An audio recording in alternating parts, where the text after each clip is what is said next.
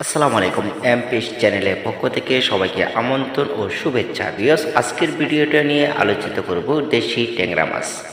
হ্যাঁ ভিউয়ার্স, এই দেশি ট্যাংরা মাছগুলো আপনার পুকুরের জন্য চাষ করতে পারেন কতটুকু জায়গার ভিতরে, তার জন্য ভিডিওটা সম্পূর্ণটা দেখবেন। ভিউয়ার্স, ভিডিওটা নিয়ে হাজির হলাম।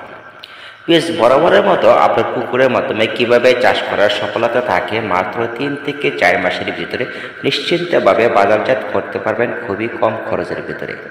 তার মাধ্যমে রয়েছে এই ট্যাংরা মাছের বৈশিষ্ট্য হলো যত কাদা ওতে বেশি থাকবে ততই মাছগুলো সফলতা চাষের এগিয়ে থাকবে। তার মাধ্যমে রয়েছে মাছের খাদ্য খুবই কম খরচের ভিতরে চাষগুলো সফলতাভাবে আপনি নিয়ে আসবেন নিশ্চিন্তভাবে 3 থেকে 4 মাসে। 4 মাসের ভিতরে আপনার খাদ্য কত পার্সেন্ট যাবে? খাদ্যটা যাবে 55% খাদ্যতে আপনার মাছগুলো চাষের সফলতা হয়। এখানে যে পুকুরের এরিয়াটা দেখছেন এখানে 70% জায়গা রয়েছে। এই 70% জায়গার ভিতরে মাছগুলো দিতে পারবেন প্রতি শতাংশে 1000 থেকে 1200 পিস করে ব্যবহার করবেন। তার মাধ্যমে রয়েছে আরও ভালোভাবে জানার জন্য আরও আপনার যে মাছগুলো রয়েছে তার পাশাপাশি অন্যান্য মাছ কিছু কিছু পরিমাণ দিতে পারেন।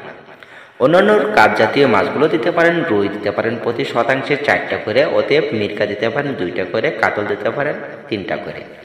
এর মাধ্যমে রয়েছে দেশি ট্যাংরা মাছগুলো ছাড়তে পারবেন, তার মাধ্যমে প্রতি শতাংশে 800 থেকে 900 পিস।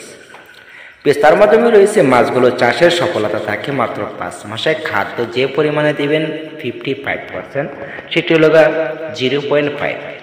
দানাদার খাদ্যটা ব্যবহার করতে পারবেন অনায়াসে মাত্র 3 থেকে 4 মাসে বাজারজাত মূল্য থাকে।